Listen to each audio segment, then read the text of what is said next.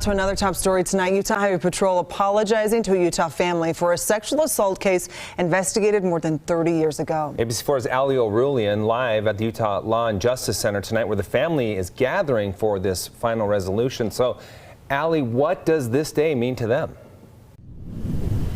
Well, Emily, Glenn, we saw dozens of family members in tears today saying they're finally seeing some justice after decades of authorities and community members not believing that Valerie Miller was a victim of sexual assault. Now, just yesterday and announcing today, the family is receiving an apology. It's a measure of justice and accountability. A family seeing a sexual assault case rectified after over 50 years. All the torture and pain, I hope, has gone away for her. Valerie Miller says she was sexually assaulted multiple times as a teenager by the hands of 3 men, one being Robert Dolly, a UHP officer.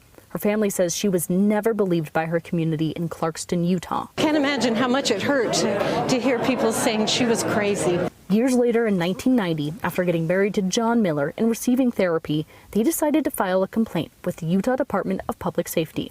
Mitch Ingersoll, the internal affairs director for DPS at the time, claimed he met with Valerie's therapist, who called her schizophrenic, and that Dolly passed a lie detector test about the claims. The DPS closed the investigation, saying the allegations were not sustained. But that didn't sit right with John, so he decided to take things further. It was really about just getting to the bottom of what really happened. Valerie died in 2017, but in 2020, John hired a private investigator who found both those claims Ingersoll made about the investigation never happened. His conclusion was clear. Mitch Ingersoll had lied that a cover-up had occurred.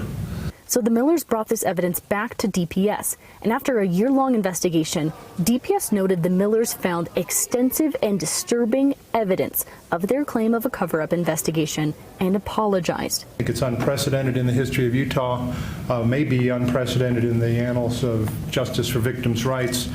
After decades of pain, the Millers say they found some peace and hope Valerie has too. I just hope that Valerie can feel the things that have happened, that she knows that the thing she was telling was the truth and that people will now believe her.